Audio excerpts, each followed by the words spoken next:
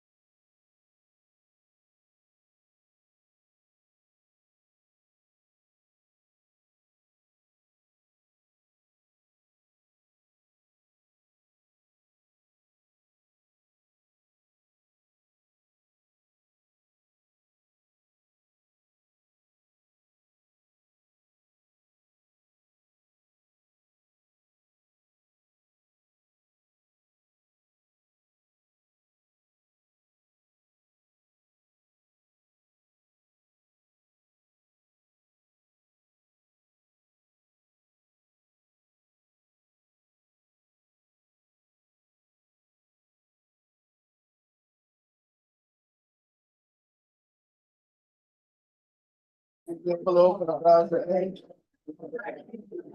Let's see if that's the next one out. Doing his work, that's all local. Flip it all over. Like, make it face the other way. Like, flip it. Yeah.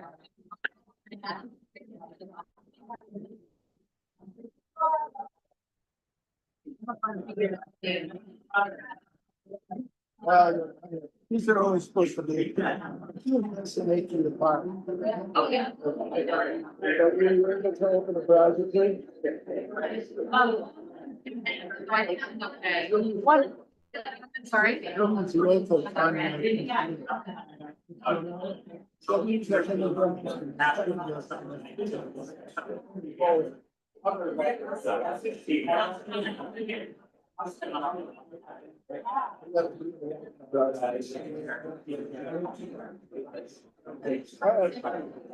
should be okay.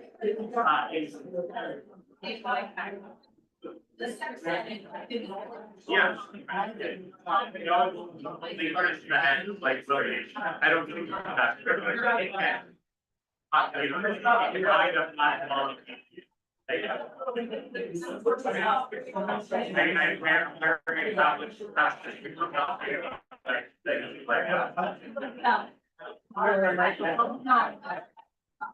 You might be one. Well, that, I can be pretty loud. Yeah, and you'd like to think, I mean, it's like, that like, we had like. Say, they bring it down, but they had. Like, that's example. Like, like, you like to think. It has seen, they put someone, but.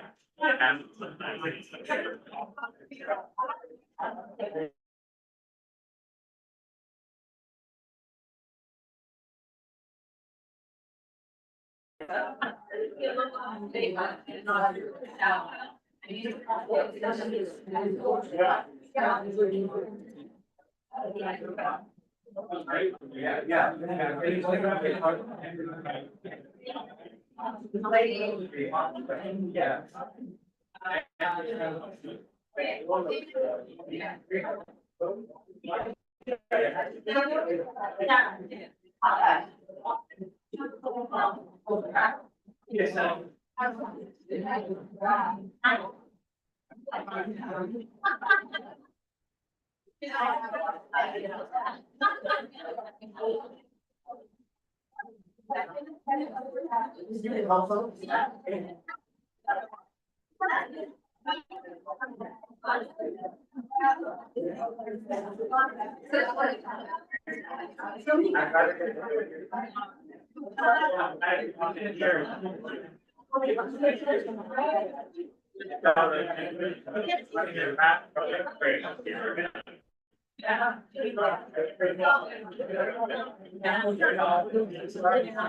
Hello.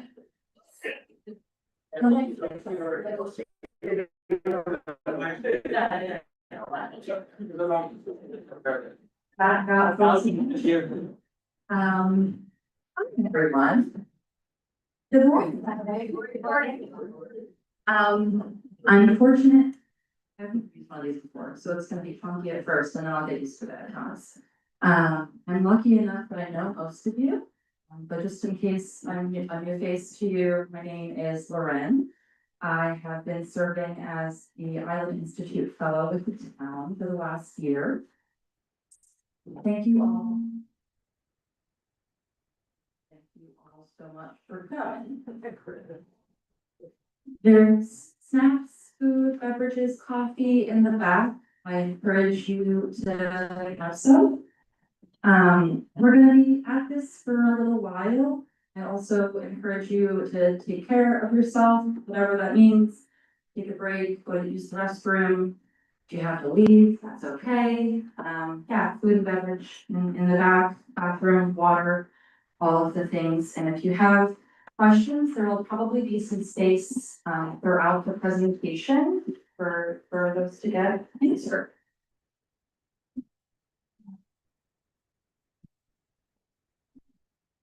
So just to go over this of today's presentation and workshop, really it's to discuss the sort of the what and the why behind comprehensive planning.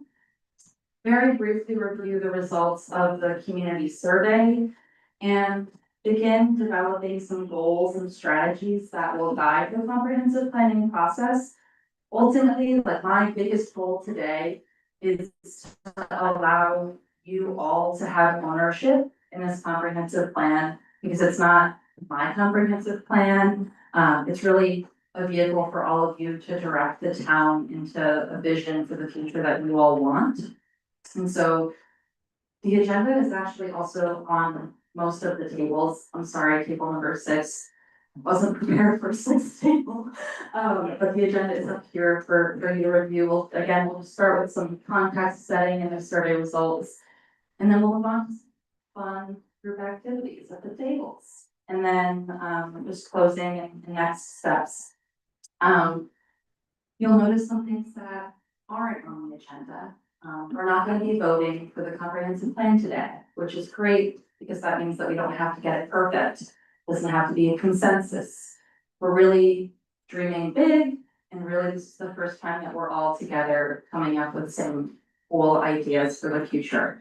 There are folks from the comprehensive plan committee spread throughout the room who can answer some questions and will also support in guiding the small group activities.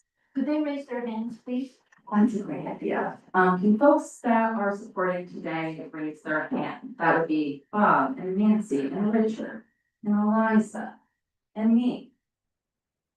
I'll be kind of popping around and supporting, and I'll be sort of walking around the room and just providing support wherever we need it. So, thank you. And then just a few little ground rules for us to consider. Oh, I got this up right. Just as we engage.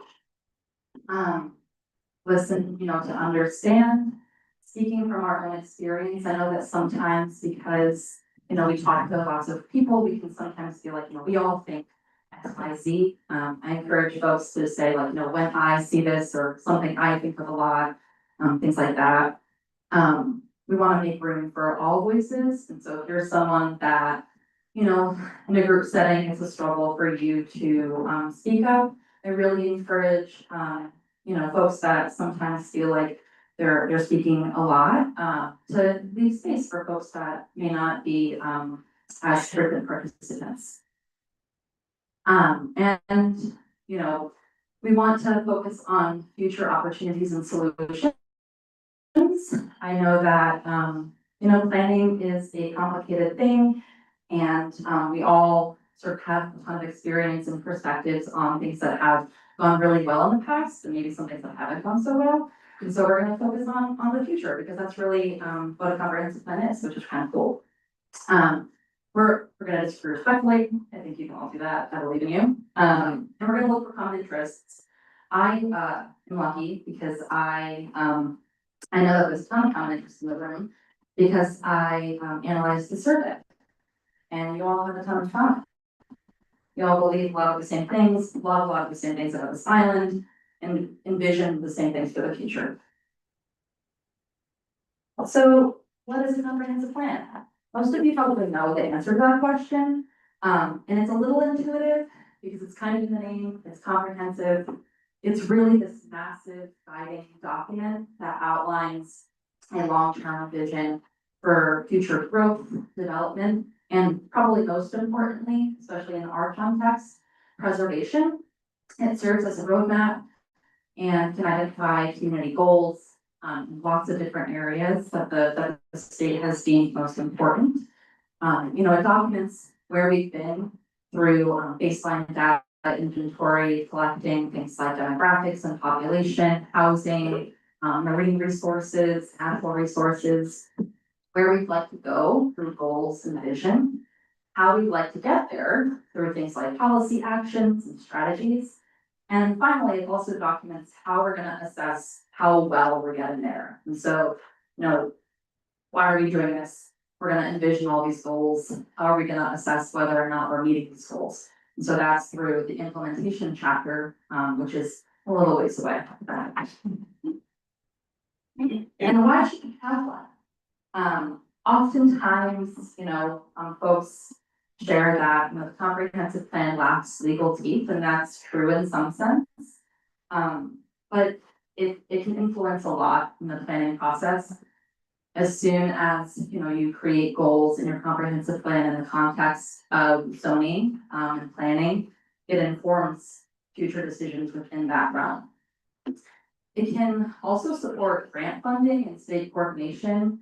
If, the town is applying for some state or federal grants, if you can tie back in, the grant project that you're applying for back to a goal within your comprehensive plan, you're much more likely to receive that funding, which is a big deal. And really, like, my most important part of this is that it protects what matters most, and it's guided by you all. This is a really participatory process. It's one that is guided by the community and like co-written by the community. And that's really my favorite part of the comprehensive plan, is that it's really a mirror for all of us to look at and say, yeah, that's who we are, that's what we believe in, and those are the most important things to us. Let's get into the survey. This will not be an exhaustive review of the whole survey. On most of the tables, there's actually the comprehensive plan community survey report, which is about 30 pages. Please feel free to take that. If you want one and there's not enough here, I can go to the town office and, well, not today, but I'll be there this week and I can print you one. It's also online, but I know that it's always, and for me, it's always better to have a paper copy. So let's just review a little bit of the takeaways. And so this little box, we just close it. There we go. Trying to be able to see the graphics. Can folks see this okay? Would it be better if I turned off the light? Can I just give it a thumbs up? Thanks. No, lower part up. Thanks, Carl. Does that feel better? No. Can't see the writing. Oh, I'm gonna, yeah, you mean the numbers and stuff? Yeah, I can't read it. With the lines. Yeah, I'll walk us through it. Yeah. So in terms of demographics and the folks that responded to the survey, there was a total of 134 respondents. That was predominantly online because the survey was available on SurveyMonkey, but paper copies were also available. So about 6 of those respondents are via paper. And so the question around whether or not you consider it should be your full-time residence, it was almost half and half, but 54% of folks said that yes, I do consider it should be my full-time residence, and 46% said no. And as far as the amount of time that people spend on the island, most of the folks, as you can see, that orange bar that's not applicable because Shabik is my permanent residence or my primary residence. But of the folks that said that no, it's not, 51% of those 65 participants who are seasonal said that they spend 1 to 4 months per year. That blue bar is 1 to 4 months per year. And so that's predominantly the amount of time that seasonal folks spend on the island. And right after that is the yellow bar, and that's 5 to 8 months per year. The vast majority of people who have been coming to Shabik or live on Shabik have lived here or have been connected to Shabik Island for over 30 years. And so that one on the right, that orange bar, is over 30 years. So for the most part, folks have been connected to the island for a significant amount of time. As far as further demographics, I will share that generally for surveys, I've done quite a few in other contexts that I've worked in, surveys tend to skew older and female. There's lots of research as to why that is, but that's not the scope of this meeting.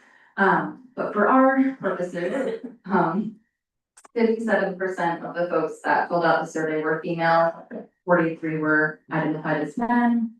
And then, 57% are over the age of 65 or are 65. That's also, to be expected given the demographics of the island generally. It's reflective because a lot of folks are 65 or older. 21% are 55 to 64. 10% are 55 to 54, 8% 35 to 44, and 4% 25 to 34. So again, that's kind of reflective of surveys generally, but it's also super reflective of the demographics here on the island. And then again, speaking to those demographics, folks that share their employment status while they are here on the island. And again, this isn't super surprising given the age demographics too. 45% of people are retired. That's that sort of dark orange bar in the circle chart, in the donut chart. 20% are full-time employed and 13% are self-employed or identified as a business owner. But something I think is super interesting and unsurprising, just given my experience at the town, is that over 60% of people identify that they volunteer with either a municipal committee or a nonprofit, or probably both, which does not surprise me because that is part of the culture of Shagig. Getting into questions regarding the quality of life and the responsiveness of the town. We asked, how satisfied are you with the quality of life on Shagig Island? And it's a Likert scale, which means that it goes from very satisfied to very dissatisfied. It has all the options in between. And those top three bars, very satisfied, satisfied, or somewhat satisfied, equal out to 93%, which is pretty amazing. Folks are pretty much satisfied with their quality of life. Which I think that's pretty amazing. And then speaking to the responsiveness to town government, to folks' needs.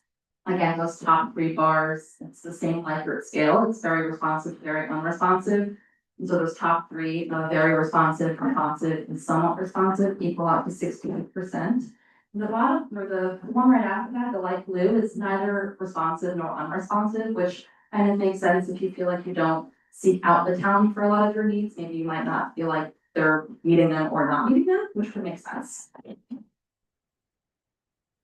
And the survey spoke to what people want to see the town and the community prioritize over the next 10 to 15 years. This was the question that you could pick or check off as many prompts as you wanted. You didn't have to just pick one. And so the percentages that you see next to the prompts are the proportion of the survey respondents that checked off that prompt. And so these are the top 10 most identified or most frequently identified priorities that are identified by survey participants. I'll just read them out quickly just in case folks are having a hard time seeing it. Number one is planning to protect and conserve water supply from the aquifer.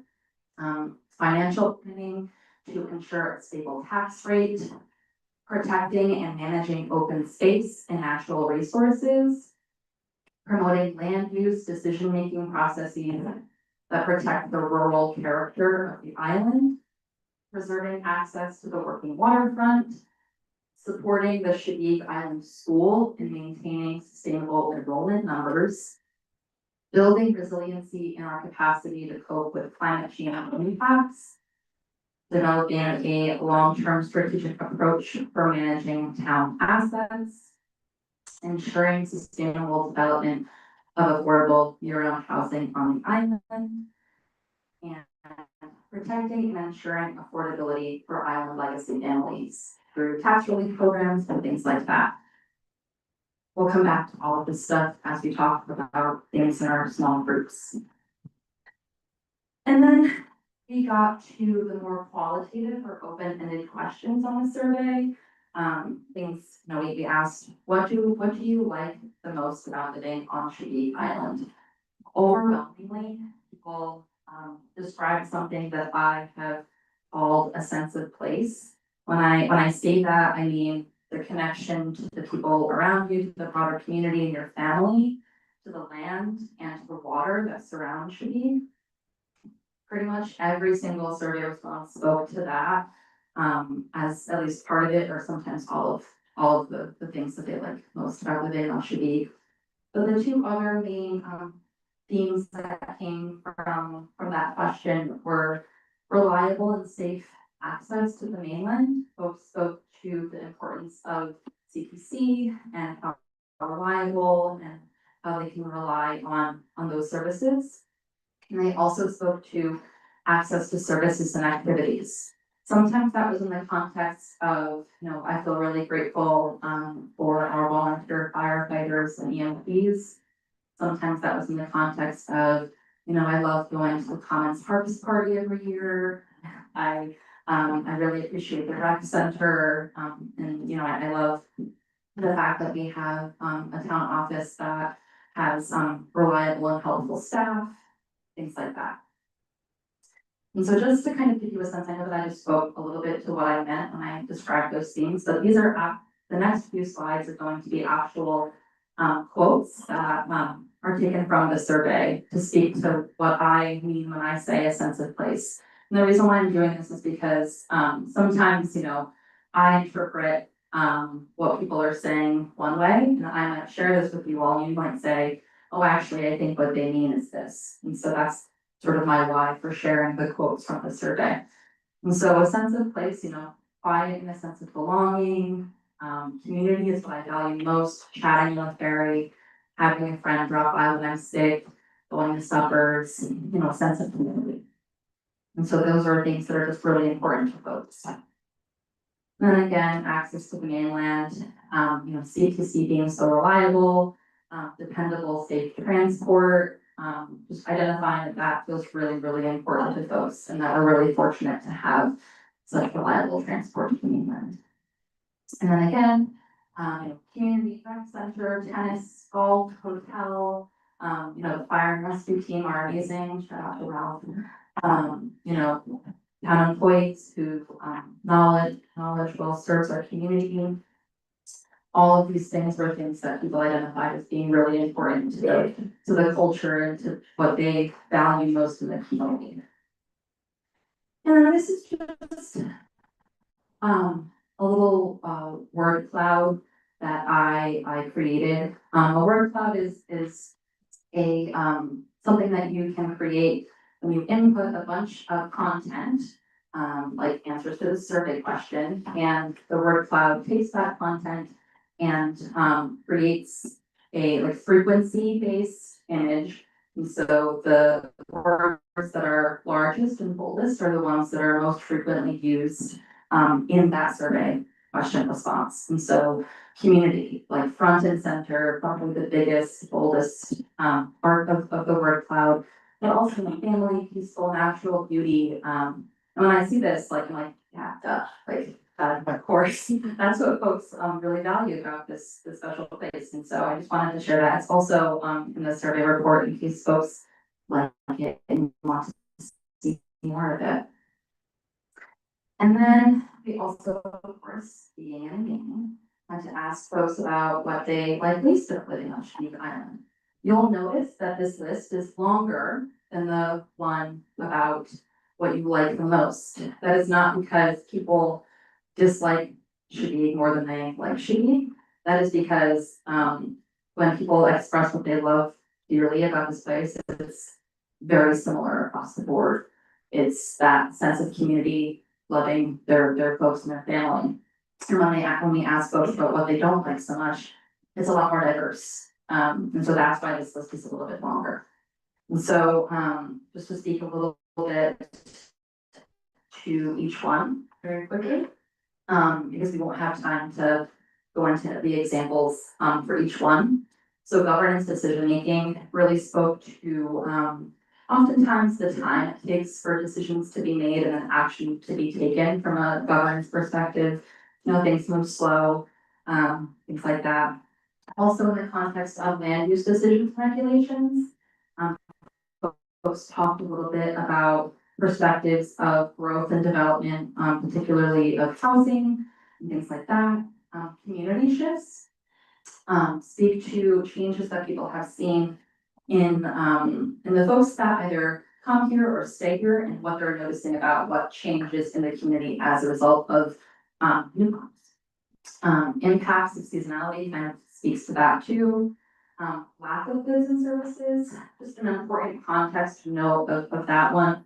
The timing of the survey administration was right after Dowdy's closed, but before Eagle Heart announced its opening. And so I think it was really a moment in time where folks were really, really concerned about like, how am I gonna get snacks and, good groceries and things like that.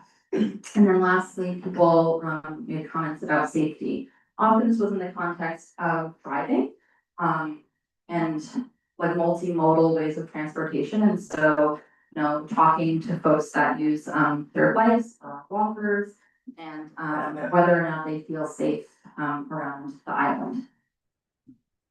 And then again, these are just some quotes to give you a sense of what I mean when I say governance decision making. The constant struggle to find volunteers for the community needs of governance is indicative of a major structural problem. Would like to see more movement at greater speed on town issues.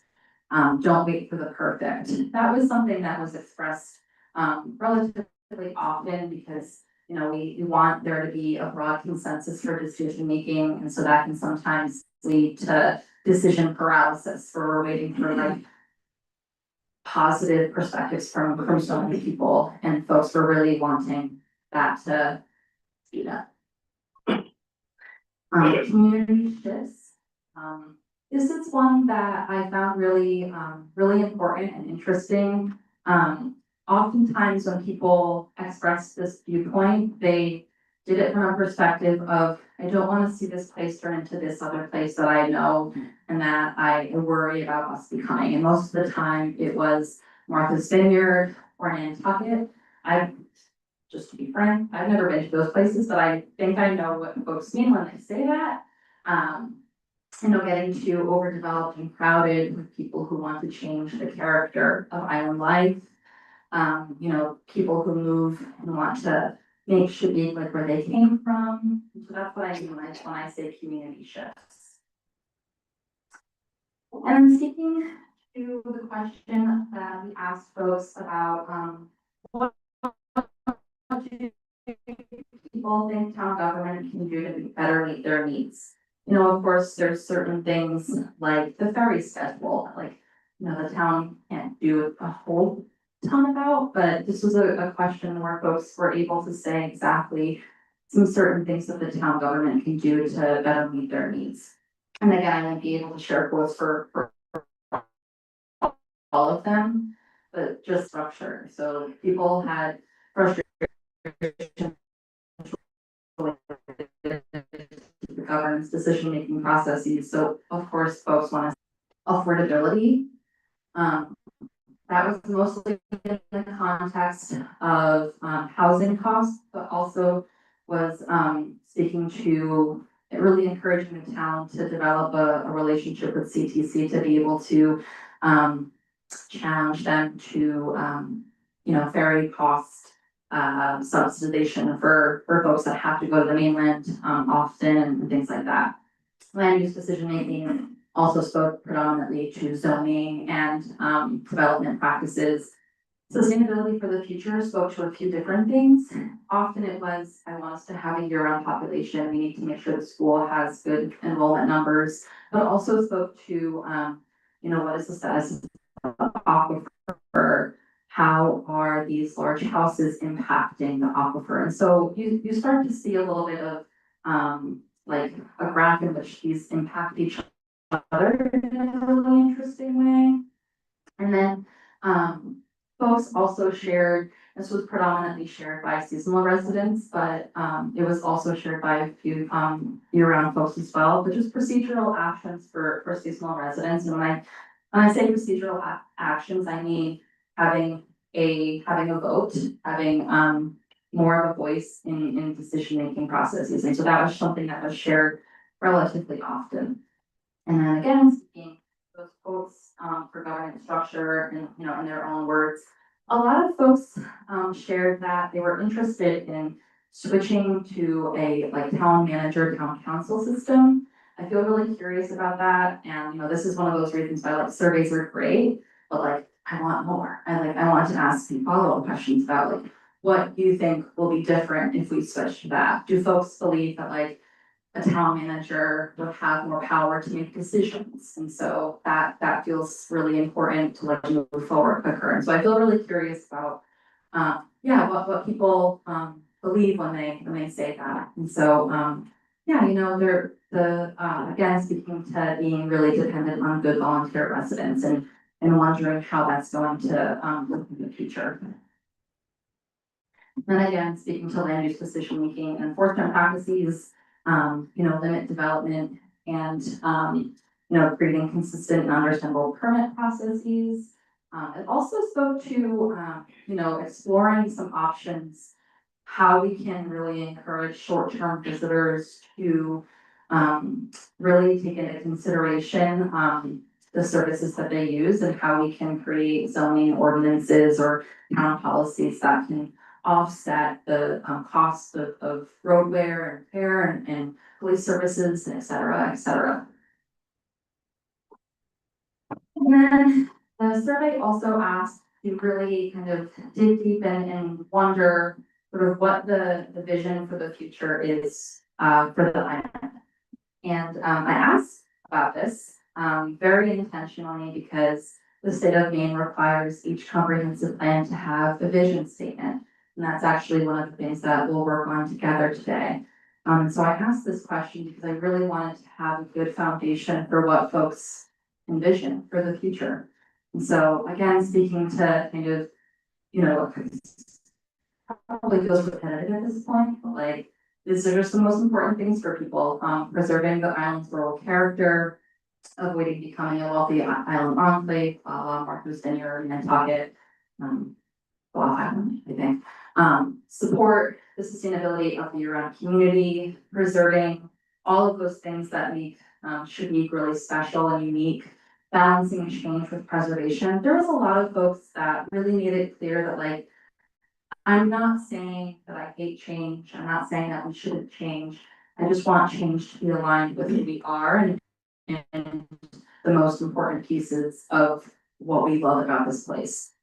And then conservation and climate resilience, strengthening island infrastructure and transportation. You know, folks brought up like, you know, we have to move forward with stone wharf improvements, things like that, and then of course effective governance. We're a little bit behind by 10 minutes, which isn't too bad, but if folks have like maybe one or two questions about the survey, I would be very happy to answer them. And or I will have some cleanup to do after the presentation. If it's a question that I feel more comfortable asking you privately, I'll be around. I'm also just around. And so you can ask me, but if anyone has follow-up questions, this is a time where like you wanted to potentially be answered. Comprehensive. Well, how many do we have a comprehensive committee or comprehensive plan committee already in together? Could you just tell us who they are? I can. Okay. Could you repeat the question? Yeah, repeat the question. Thank you. So, there's a question about whether or not we already have a comprehensive plan committee, and the answer to that is yes. We do have a comprehensive plan advisory committee, and that comprehensive plan advisory committee was created in collaboration with the select board and the planning board. The planning board is the body that really houses the comprehensive plan, and so worked really closely with them to identify what exactly we wanted from a comprehensive plan committee, and so we have representatives from the select board, We have a representative from the planning board, that's Kyle Corbett. We have a representative from, the Board of Adjustment and Appeals, that's Mary Holt. We have a member that represents the school. We have, a couple of folks that represent the sort of broad brush of the community, and that is Bob Ernst, who's in the back, and also, Tom Phipps, who couldn't make it today. And also someone from the fire department, and that's Peter Walker, who also couldn't make it because he's a little busy having a baby. So yeah, I think that's everyone. But yeah, so we have met, they supported me in, the creation of the survey. They supported me in kind of figuring out exactly what we wanted to do with the survey, how we wanted to administer it, and also provided me with feedback along the way. And, yeah, but thank you for that question. Anyone else? Yeah.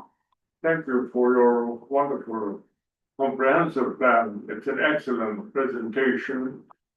I would like to know that in your survey, you mentioned survey fatigue, which really captivated you. And I was wondering if the participants of 135 do not represent the whole community of, say, 1,000 people. So you're talking of 10%. And today we're talking of what the participants today in this forum are going to predict the future of Shabib. Can you shed some light on that? So yeah, I love that question. What I was asking was how, and I'll sort of paraphrase slightly, how we can make sure that the survey, the comprehensive plan, is really, really representative of the whole community. In the survey report, I speak to something called survey fatigue. That is something that's often used in the academic sense. It speaks to certain communities, oftentimes it's in the context of fishermen, things like that, who are so frequently the subject of academic and state research, through surveys, through interviews and things like that. And these folks are busy, and survey fatigue is something that really speaks to this idea that, you know, I have spoken about this many times, and, you know, maybe I haven't seen the changes that I really wanted, or maybe, you know, I can't talk about this again, or maybe it's that, you know, I'm so busy that I can't possibly do another survey. We are in a community where there's lots of surveys too, and so, you know, I know that there's oftentimes broad engagement with those surveys, and asking folks to do another one can sometimes be a lot. And so this is a conversation that I went to the comprehensive plan committee and and the agenda item was who's missing, like who's missing, not just from the survey, but from, like, I'm not sure if I asked for a hand, like probably most of you did the survey, which is great, and it tells me that you're committed to this whole process. However, there's probably also people who didn't do the survey and aren't here today. And that's not because they're not interested, that's because they're busy. I wasn't able to provide childcare for this meeting, and so there's folks that have children that aren't able to be here. There's tons of reasons. Folks are working. And so the conversation was who was missing. And having a comprehensive plan committee is great because it means that folks are connected to large swaths of the community. And so during that conversation, we identified a path forward where each one of us can connect with certain portions of the population. And so we're lucky that, you know, Kyle said that he was willing to chat with fishermen who probably weren't able to fill out a survey, didn't know that it was available. And, you know, other folks are, Nancy's gonna chat with young families. And so we identified a few key, like, working class folks that maybe just didn't have the time, the capacity to engage meaningfully. And those are voices that we really want to make sure that we reach. And so we've each identified some folks that we could reach out to and say, did you fill out the survey? If not, can I just like roll through some of the questions with you? And we'll gather those notes to make sure that folks are engaged, because it's, you know, Saturday at 10 a.m. It's free for me, free for all of you, but it's not free for everyone. So I appreciate that question, so have. Okay, So. We're gonna do a group activity. I'm going to. Can everyone hear me? Yeah, great. Okay. I'm gonna pass out, some large pieces of paper to each table. And either myself or a member of the comprehensive plan committee is going to lead us through some prompts. I'm also gonna pass out some sticky notes, some markers. There's also pens in case marker feels carry.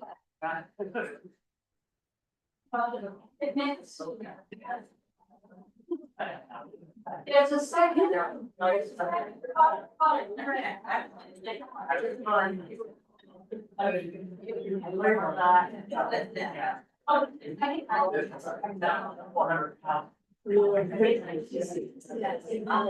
well, that's okay. We're only gonna look at one piece now.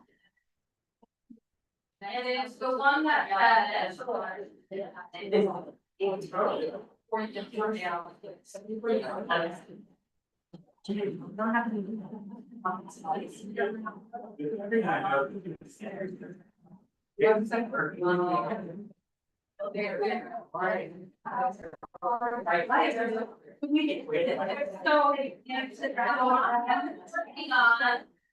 Is what makes should be. A phrase that sometimes I hear is you want it to be shady. You want it to like be shady. Sometimes that's in the context of an event. Sometimes that's in the context of a house.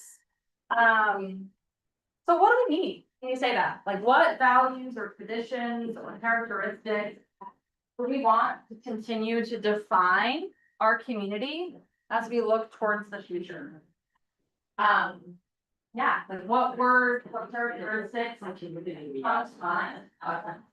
And I want you to write whatever comes to mind at the top and. And can everybody do a quick go round of introducing names at each table? I'm Mark and set up. I'll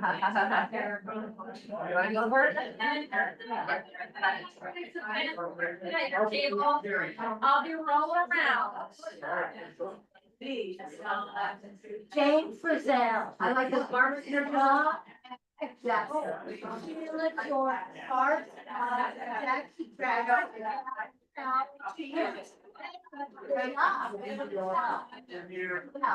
I'm Haley.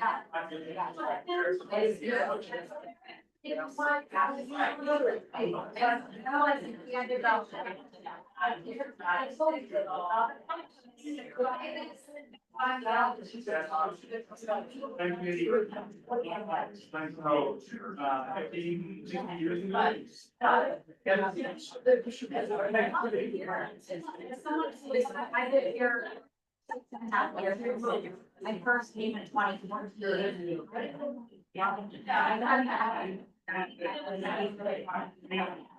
So the year.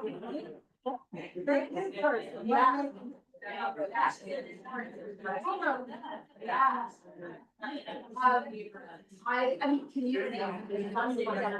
That like to me.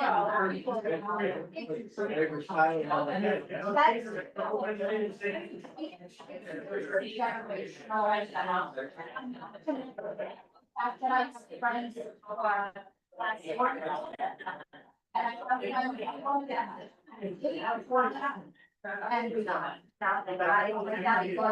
generational, intergenerational. I love that. I can tell that now, and we're all there. I love it. Very something The other one is.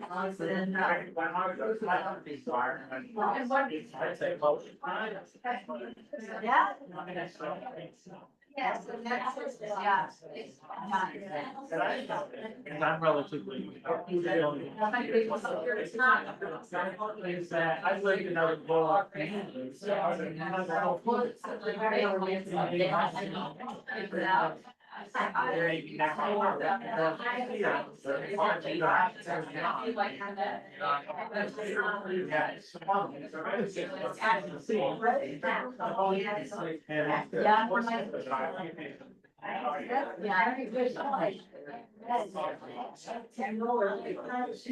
Or the island itself, I heard, says, you've got to make an effort to get. And that's interesting. I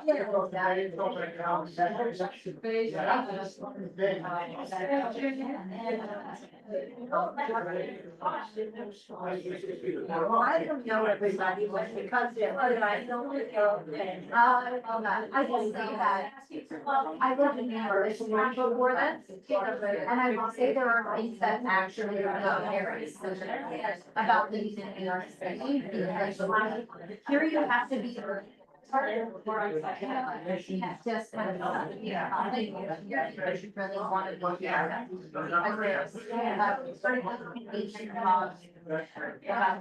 And that's new area, living in New York City. Like everyone always asks me, how you guys are such a. You know what I mean, like, out here, like, oh, you're grocery store, groceries.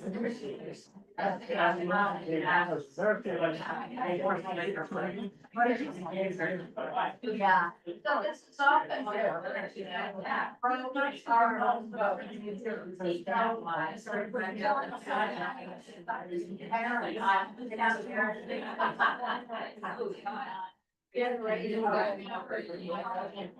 Thank you. Yes. Why is that? When they get.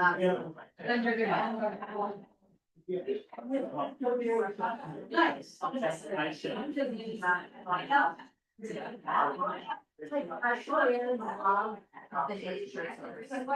Like, I just think about like when people. That, so they take that's fine. I feel like more than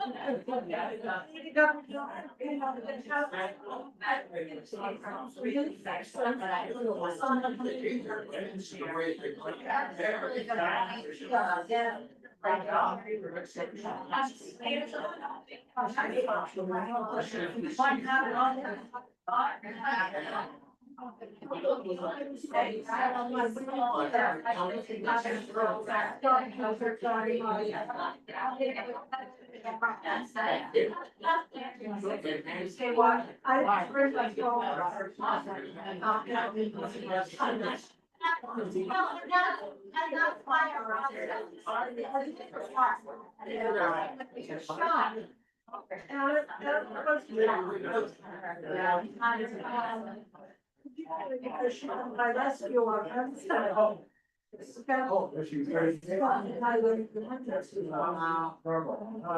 Something we do.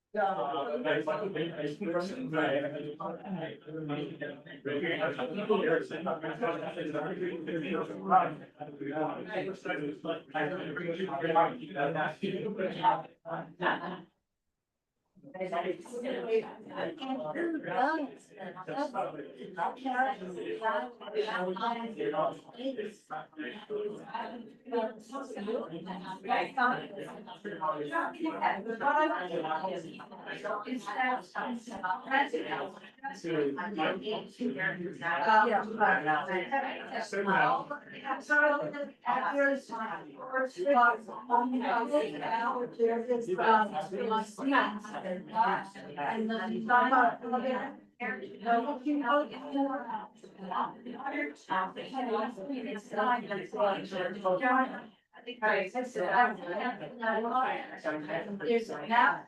And then so much. I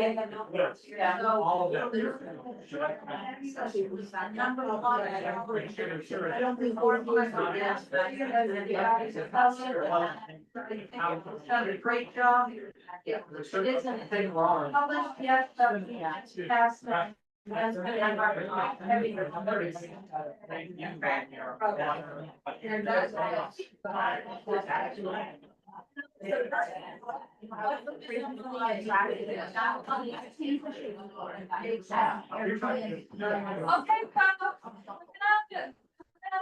second part of this question. I shot a little bell. I just feel like access. Yeah, like.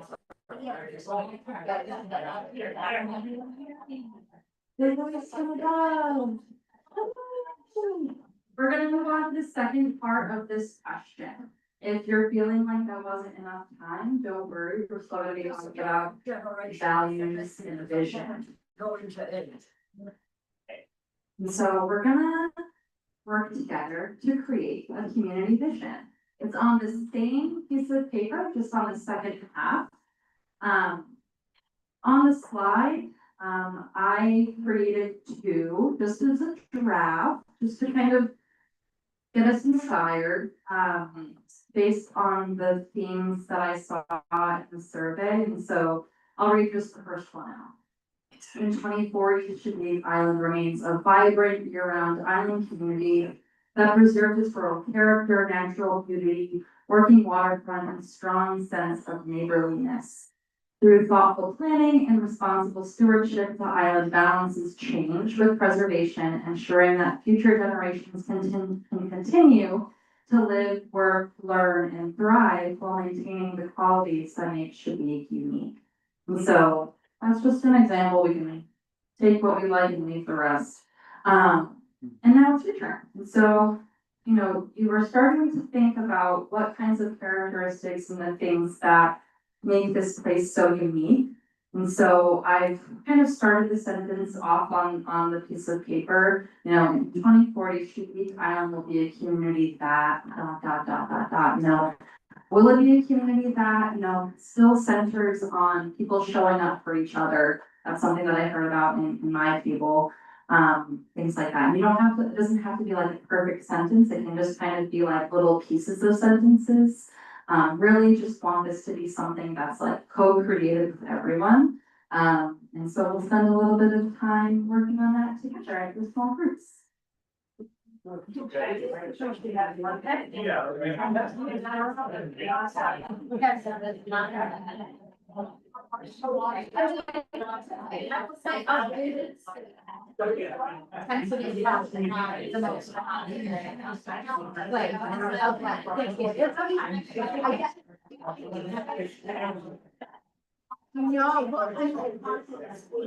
I don't know, but you know. Yeah. Start. So I came here and I think that, you know, I want to purpose my, and I have access to water without me. As a theater director, I didn't have much money. I was raised up very high as a, and actually the farm, didn't have to go out work, so she was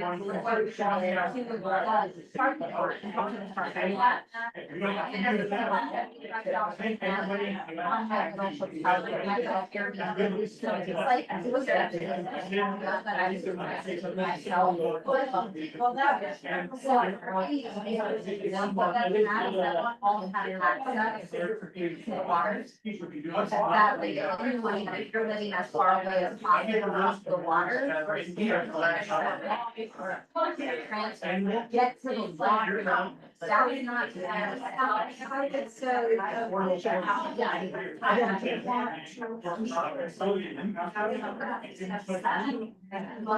I didn't really do all of that. I just the water.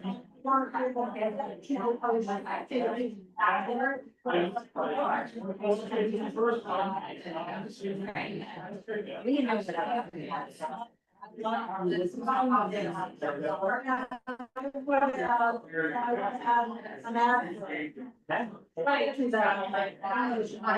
Safe. Yeah, I get that. Like, you know, without me, yeah.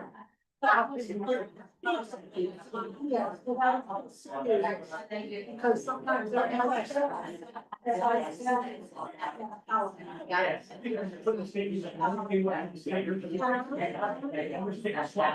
filled out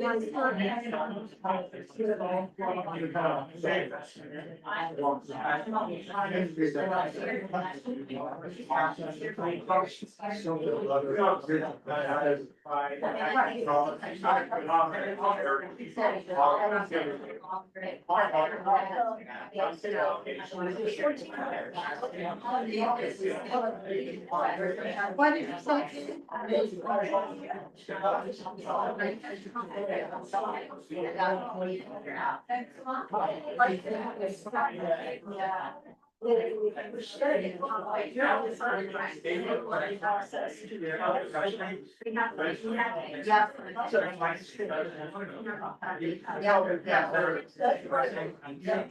I mean,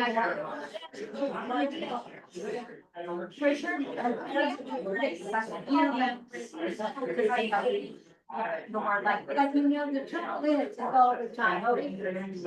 What in the feasibility is just like about.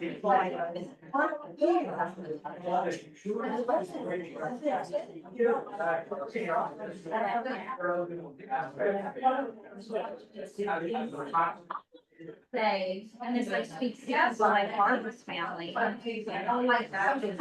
Someone said to me, I was here, that he had this not there. And so then I like, what's that?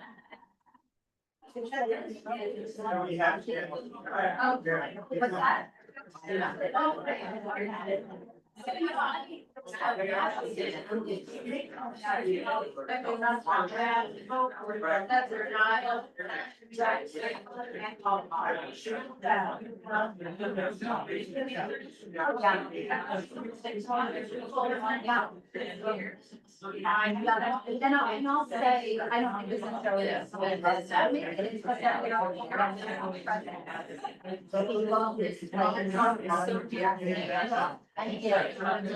exactly.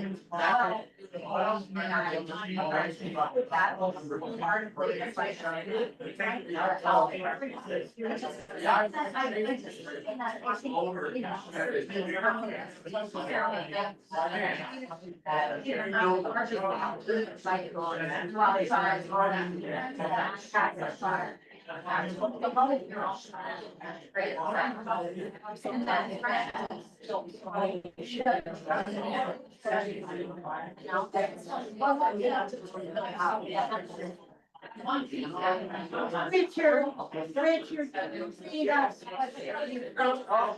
I love it.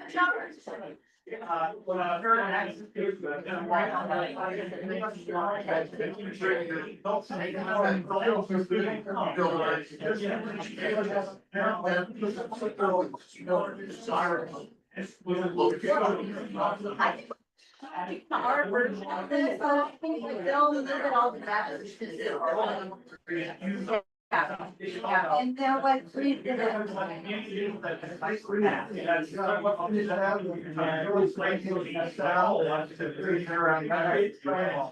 I love that.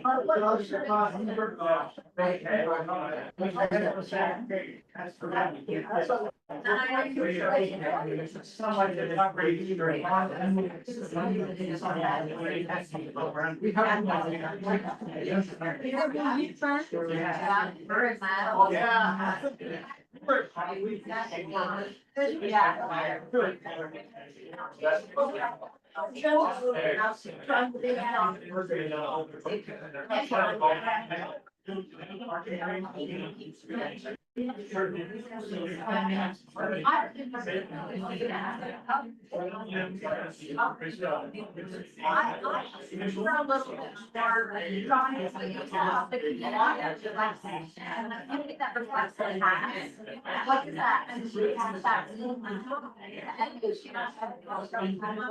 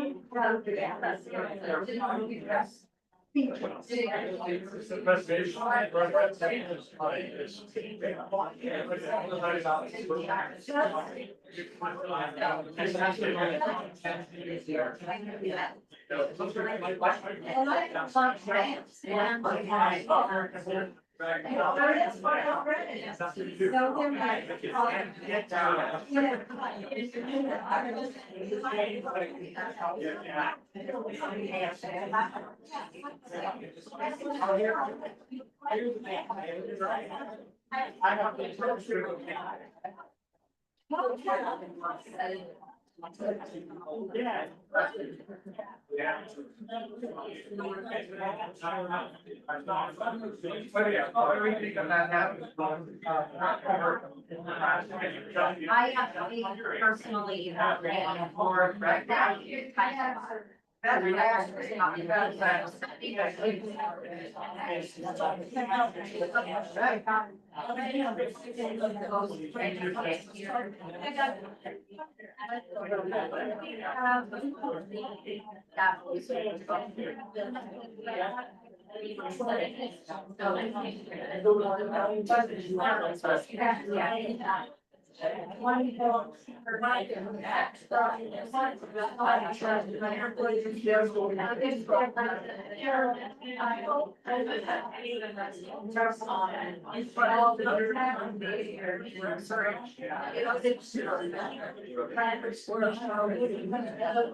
Well, you can drive where you're on, people that all. Yeah.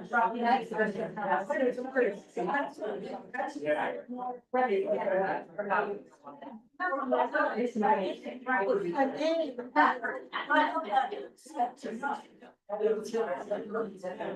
mean, I said, oh, you know,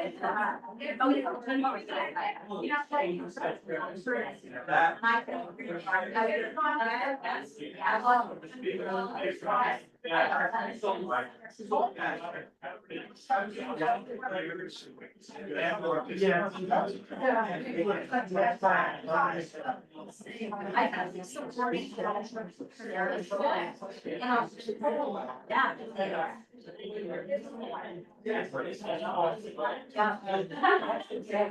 Yeah, you know.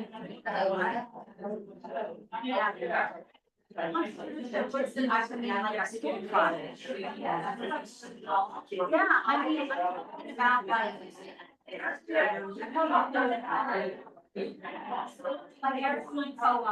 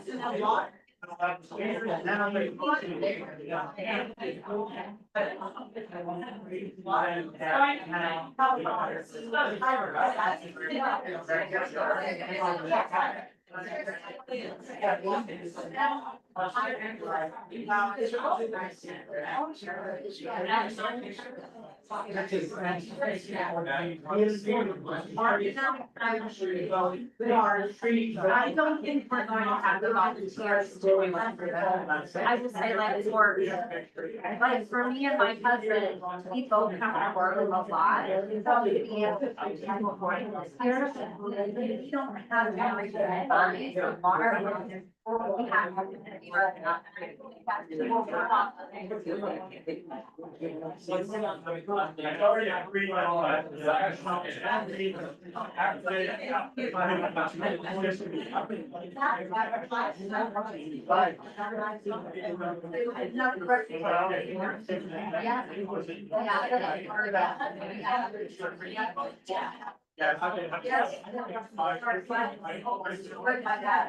I mean, I just figured that.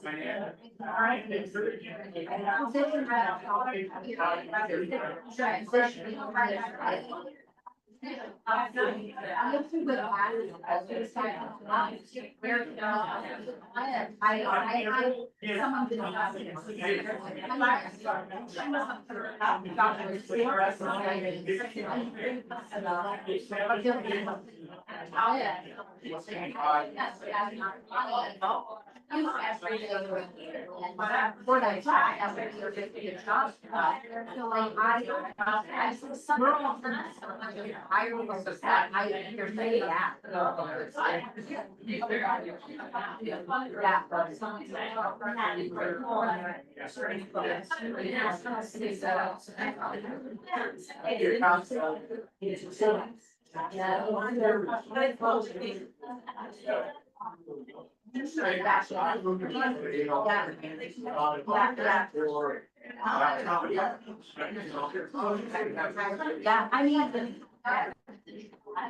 Yeah, I mean, for me, I would, I find out.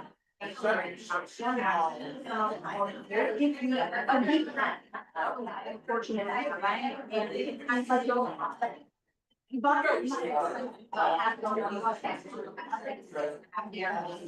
There's so much that.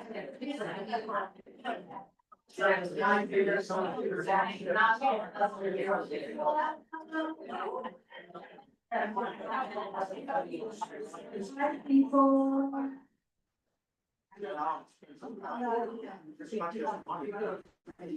We're gonna have to move on to some really fun stuff. We're gonna move from thinking about what we envision and what we value about our future and what we want to prioritize, and we're gonna take that and move into goal setting. And so just to remind us about sort of the top priorities that we identified in the survey, good water, aquifer protection, a stable tax rate, protecting and maintaining open space, protecting ruralness, access to the working waterfront, school, climate resilience, managing town assets, affordable housing. And so we're gonna think together and come up with some goals. If you don't have a piece of paper on your table, I'm gonna bring it over. So some examples of goals can include growing affordable housing opportunities for year-round residents, improving transportation reliability and accessibility, strengthening resilience to cope with flooding and sea level rise. Goals don't have to identify how we're gonna meet those goals, because you'll be thinking ahead to our next activity. So we're just gonna be thinking about goals right now. And I will check in a little bit. Yes, please. How is that different from the vision statement? So the vision statement is sort of broad and like far reaching in terms of like cultural identity and preservation. You're gonna maybe want to choose one thing that's important from that visioning statement. Let's say you talked about like preserving the working waterfront. You'll say the goal is to preserve the working waterfront, increase the amount of working waterfront access, things like that. Does that make sense? Yep. Thank you for your question. So yeah, we will do that together. It's really. I got it. I'm gonna actually take this. Yes, but you're up. I said that if any interesting, like that's gonna have your parents come to the holiday. Yeah, you probably have people, right? If you want hard. I don't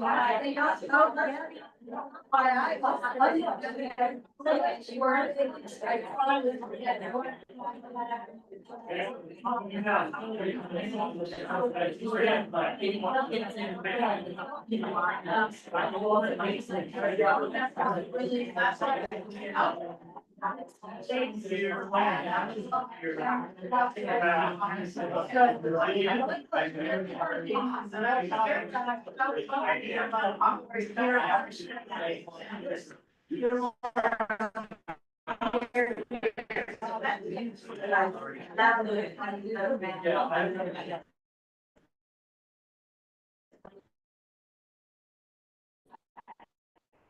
Well, you know, the house is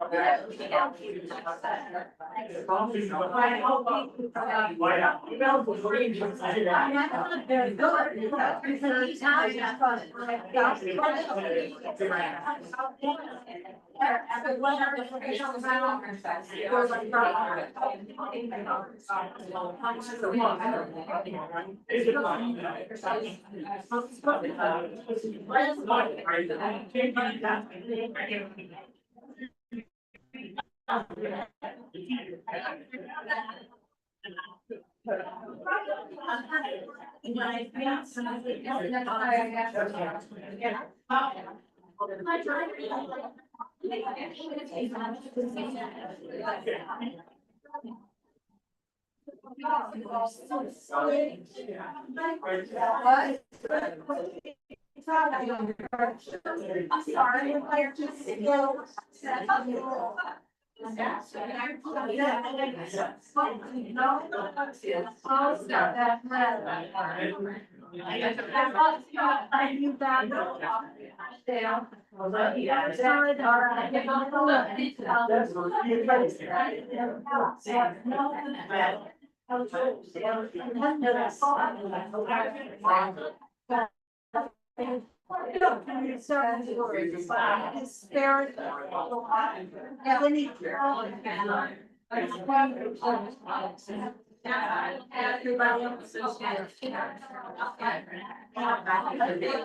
No, I'm not. No, it's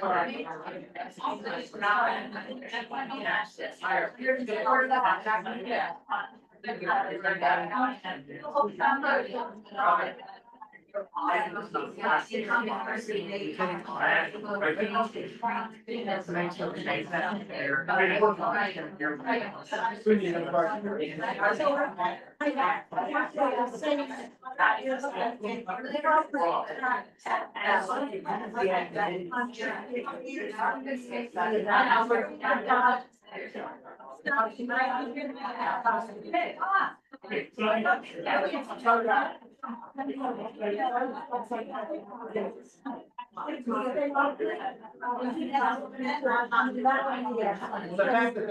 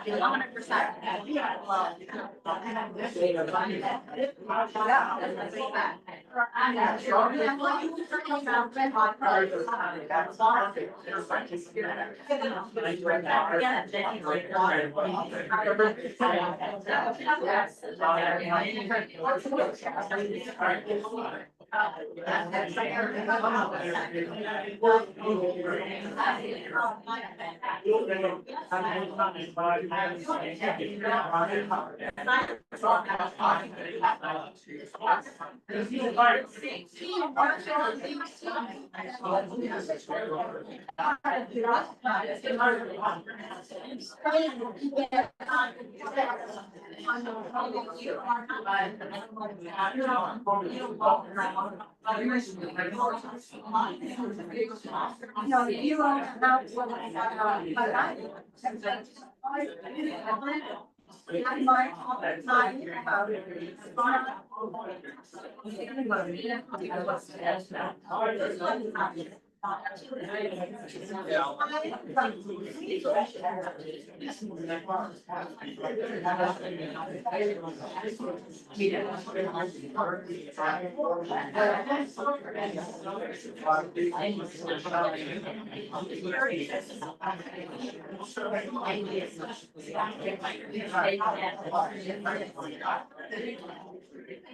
we don't have them now. Right now, that's good. So.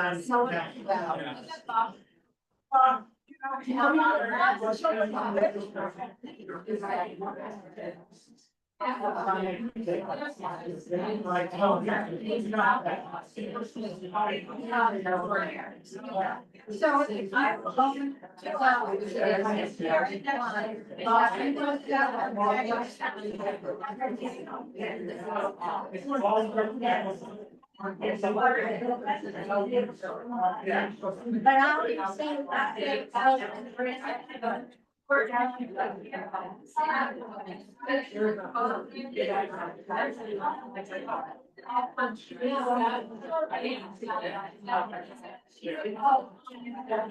So, but that's for parking. That's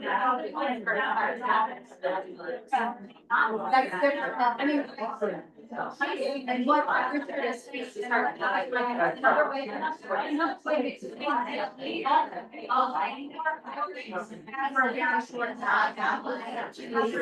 I work July 3rd.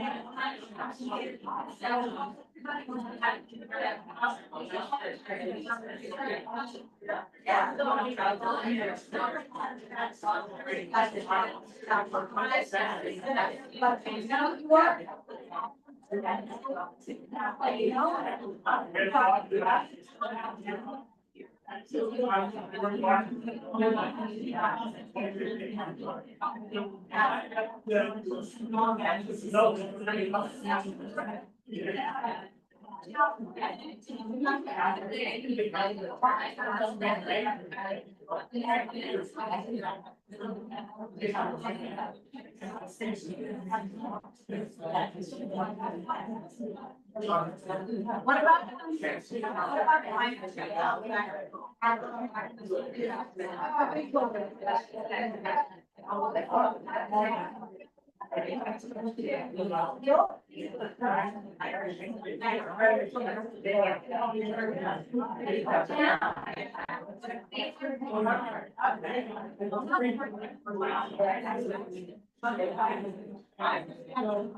Another idea.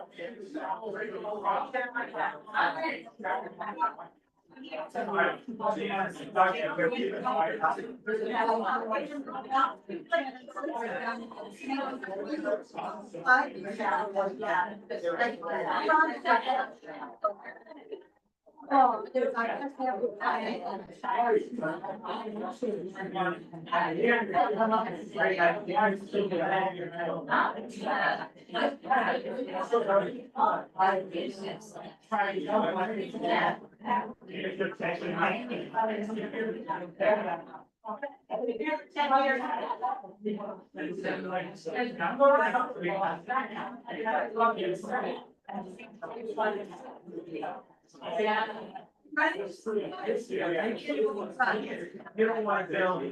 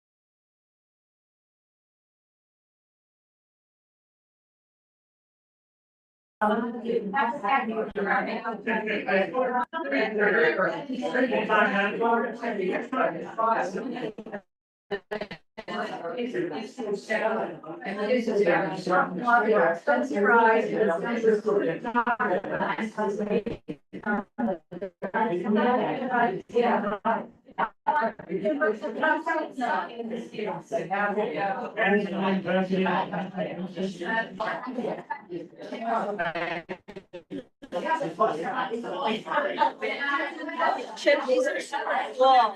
Sal. These are so cool. Chip, these are so cool. I've got a couple of clients who use them in their offices. Oh, yeah, yeah. They, well. They, they were now well received actually back when we did the broadband. 10 years ago. We actually got a couple of things.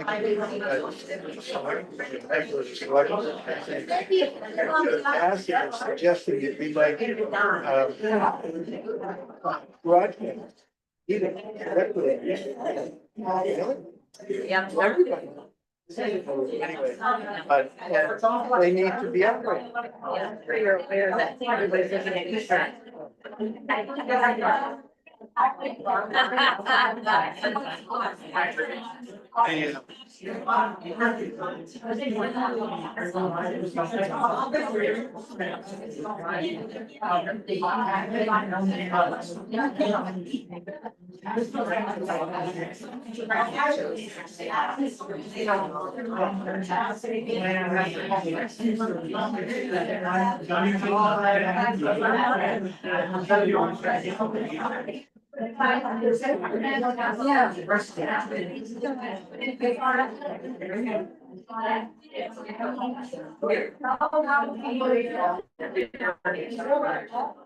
We're having a.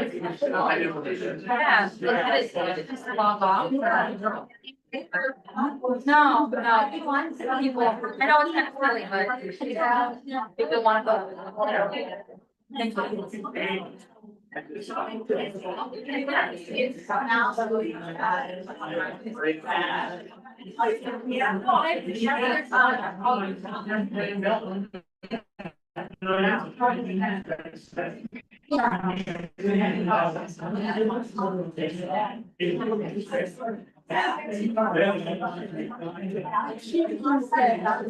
No, I think.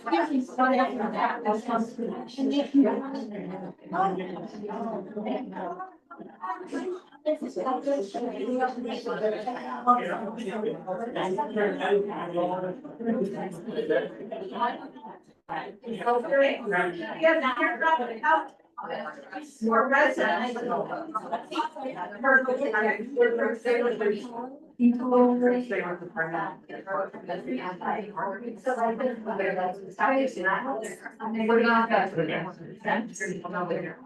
Okay. We are now gonna take our beautiful goals and figure out ways of achieving them. And so basically like taking our goals and turning them into like actions, policies, partnerships, or decisions in terms of like financial investments. How can we move from like, okay, that's our goal, and this is how we're gonna get there, like strategies. And so I just have a quick example, just in case that's like a conceptually hard kind of jump to me. So let's say you had a goal of increasing affordable housing. Your strategy, I would say, like, we're going to acquire 1 to 2 parcels of land. And I say we in the town, not like you. That's crazy. We're gonna acquire 1 to 2 parcels of land with the goal of developing affordable housing on these parcels, or create an incentivization program within our zoning that encourages homeowners to use accessory dwellings or ADUs as year-round rentals. Feel free to think big now. I know that most of us like aren't in positions that we're gonna make this policy happen. So it might feel a little hard to wrap your brain around, like, okay, let's like change our zoning ordinance if you're not literally on the planning board. I know that's tough, but like, we can use this time to be creative and think big, and push these strategies into implementation. So we're gonna work on that, and we're close to the end, just to give folks like an idea of where we are in the process. I know we've been here for a little while. After this, we'll do something a little bit more active. So, yeah, let's get into strategies. Any questions? Are we feeling good? Let's go for it.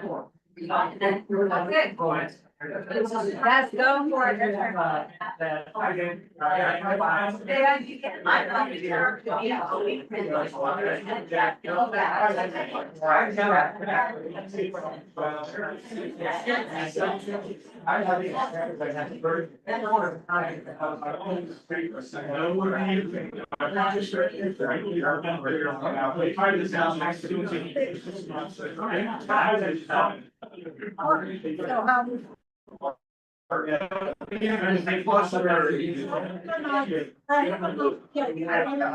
love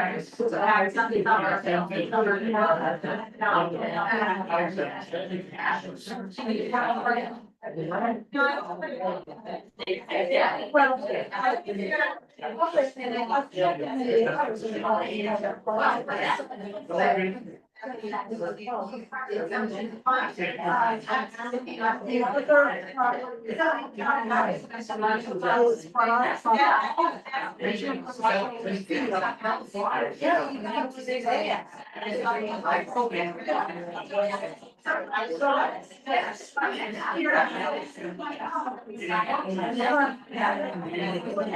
Let's very much.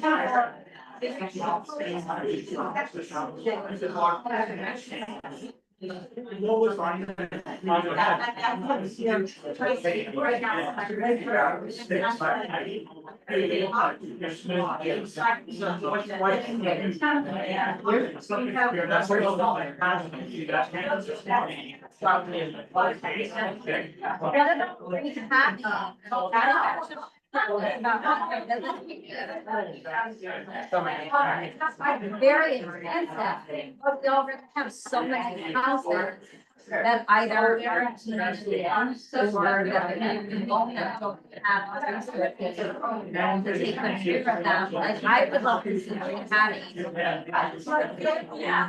Yes, very slowly, but yes, but that was, we did not want to add last thunder. We want to find.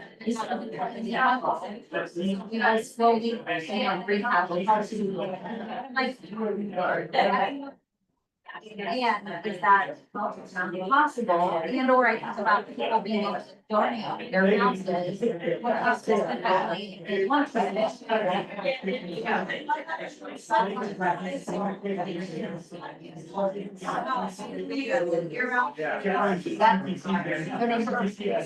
I mean, what I'd love to see for me, 30 years down the line, would be that there's some kind of communal living like that we all have our small houses, and we buy a place where I don't even know where, then I'm not that far. But I'm like, I would love to have this type of thing, people want to leave their individual homes, still be able to be independent.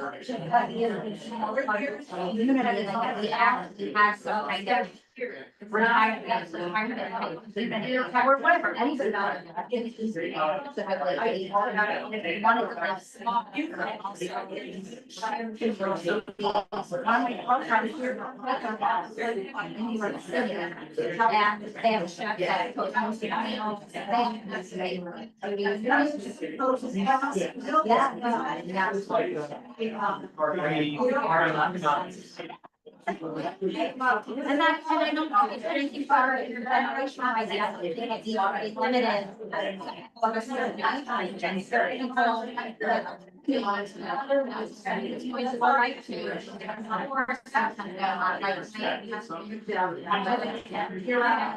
don't know if that's true now.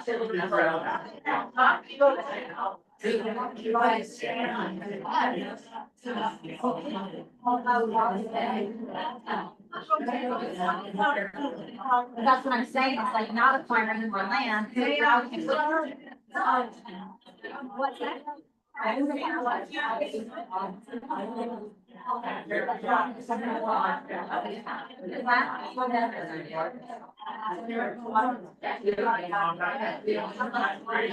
Right now.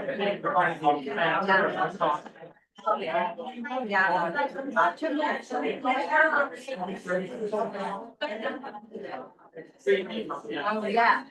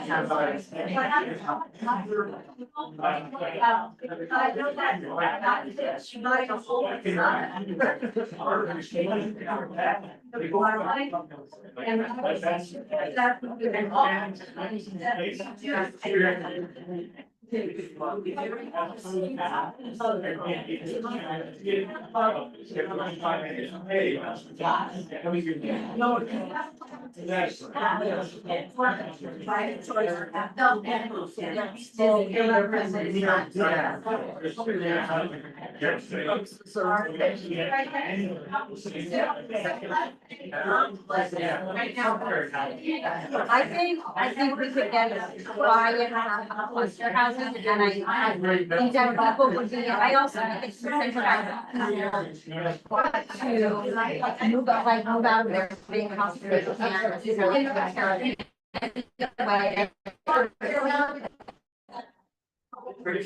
Yeah. Yeah.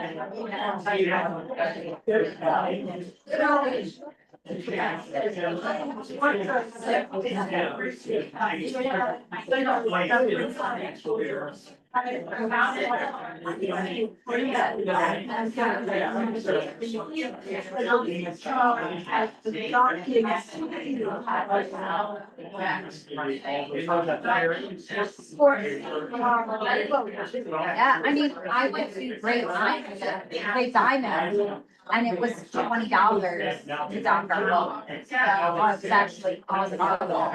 It was lunch, I went to media, you know, and it cost $20. Yeah. Yeah. We can do that. I can see, I'm just saying we can do that. I mean, I don't know, I don't know what else here. Well, we do have a, what the thing tells here, there is, you're supposed to pay, so we're trying to. Great Diamond. Yeah, we went to the restaurant. Because we need a new harbor master. The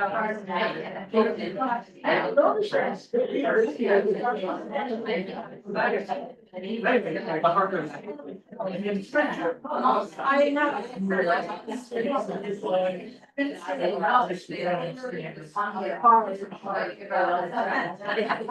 I was trying to strike back. I was trying to strike.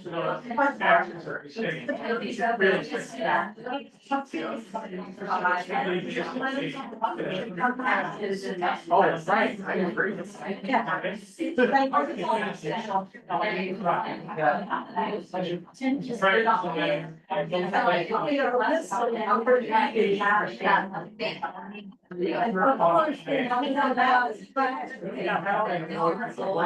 Then, of course, we went to Charlie Town.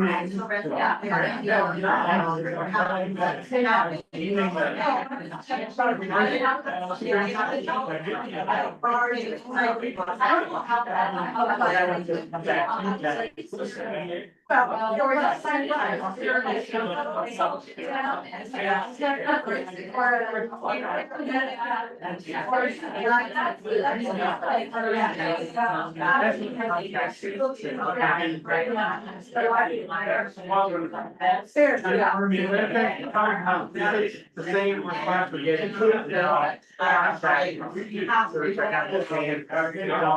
Trees and brush. Because they're working.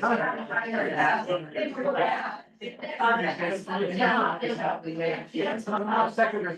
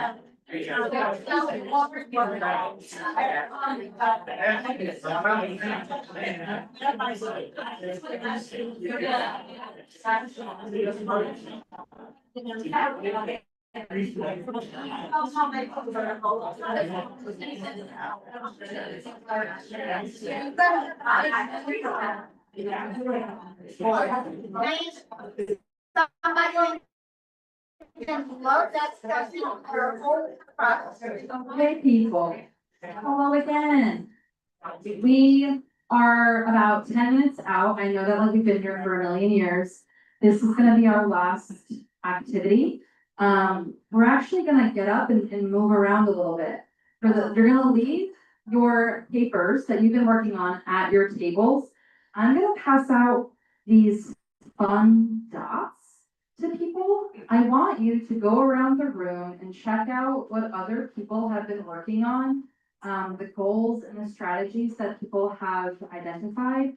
And I want you to make a dot or put down a dot at the ones that you really, really feel aligned with.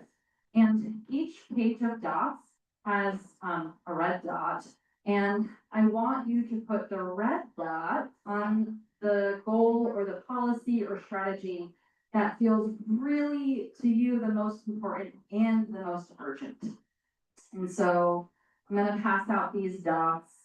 If you want to work together with someone at your table and share one of the dot pads, please feel free to do so. But we're gonna get up in a neat, lovely, orderly fashion and walk around a little bit.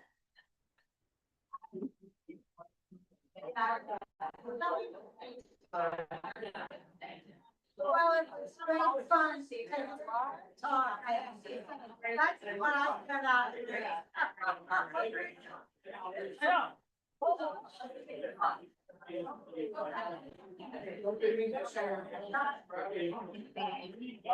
Y'all need a red dot and then we need. And I'm just gonna keep them on my paper. Oh, it's.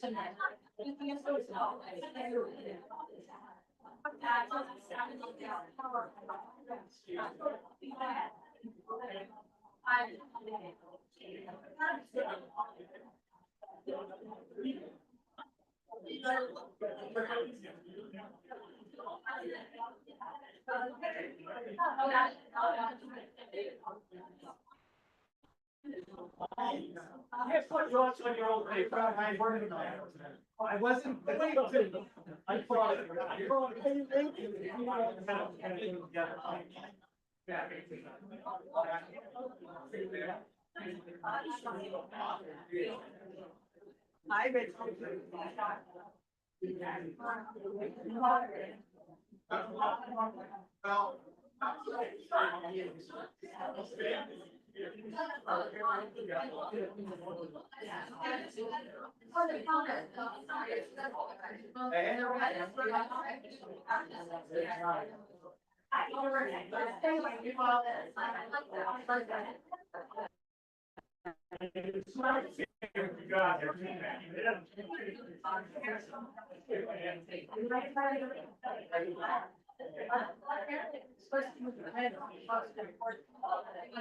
You know what?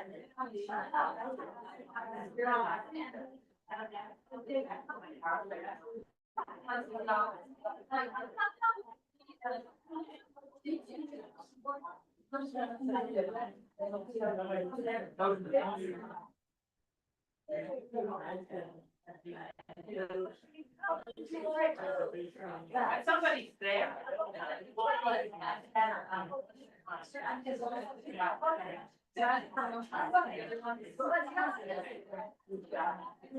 I don't understand.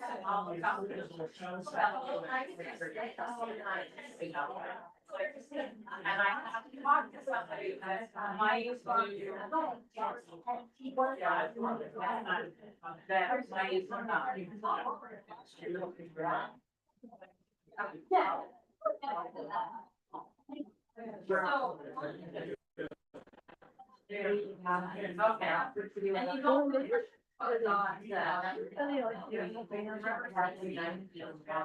Okay. What percentage? And then. What percentage? No.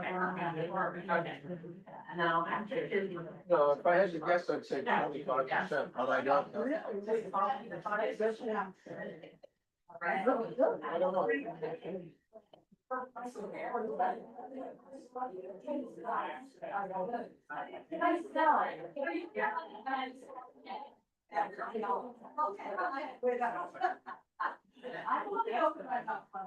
Ready?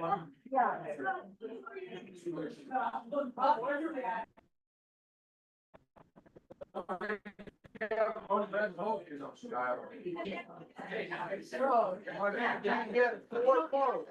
It's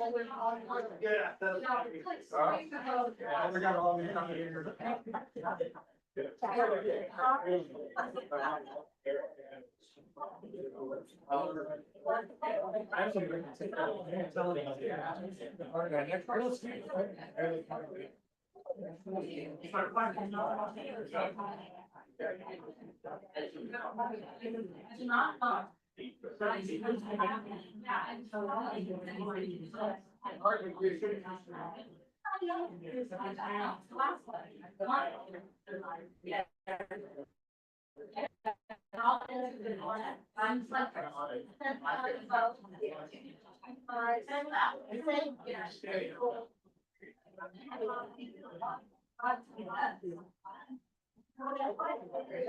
I'm very focused on housing.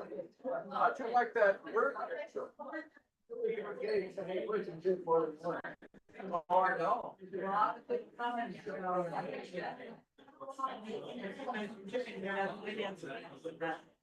Well, thank you, we need that.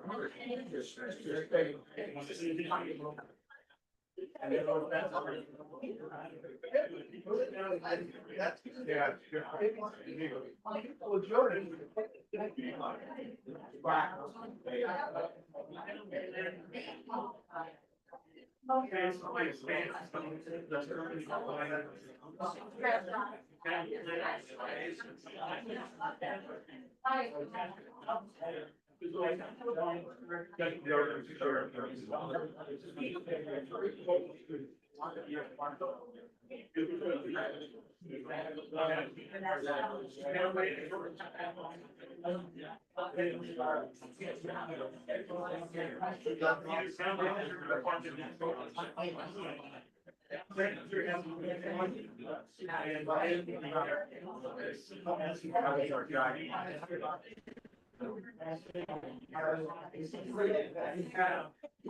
You say, don't worry.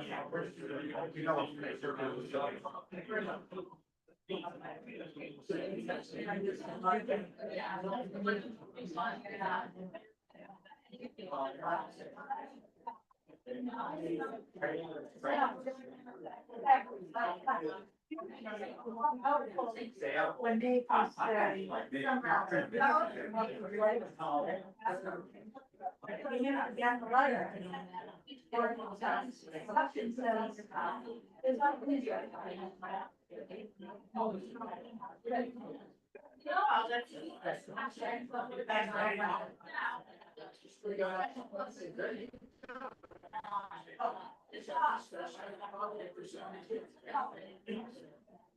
Hi, folks. I'm just being mindful of the time. I love the energy for the dogs. Don't feel like you have to stop placing the dogs just because you hear my voice. I just want to be mindful of the time, and everyone's probably getting hungry for real food that's not hummus.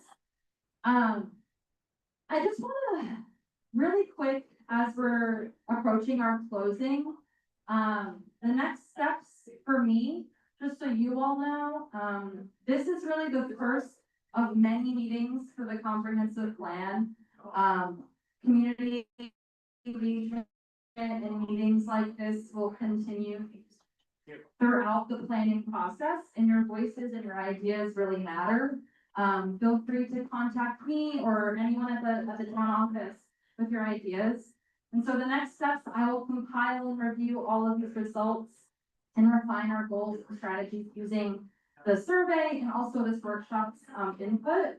And really quick, I also just wanted to share something that's been on my mind as we've been chatting, especially in my table. Something that came up was that we really are in a moment where our emergency medical services is at like a really critical point. I know that recently, a week or so ago, there was a really awesome presentation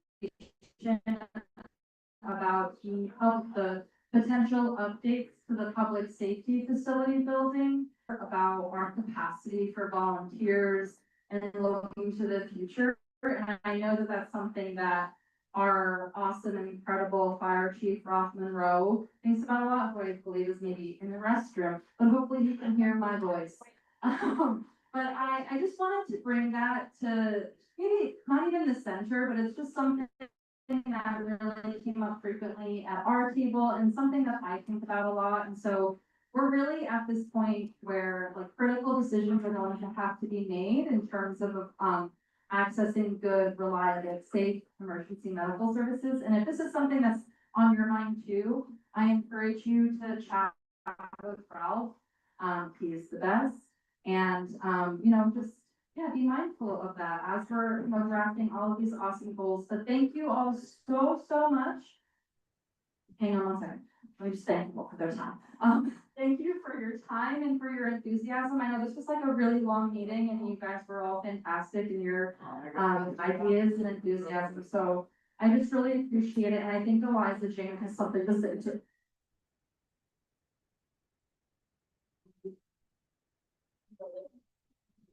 On behalf of the town and the select board, I'd like to recognize the work that Loretta has done in the past year. She's leaving us at the end of this month to go work for the Island Institute. Thank you. We have a replacement coming who will never fill her shoes. Her accomplishments in this year have included almost 100,000 in grants in the first half year. I am pleased to report that town was.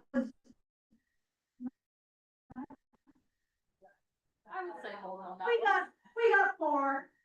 I also want to say that the select board gave her a gift on Wednesday of a piece of work by our beloved Clint. And I just want to have you all give a round of appreciation. Thank you. Thank you. Please feel free to like, if there's anything left back there, just take the snacks. Thank you all again. Have a lovely Saturday. Enjoy the beautiful weather and thank you for spending your morning with me.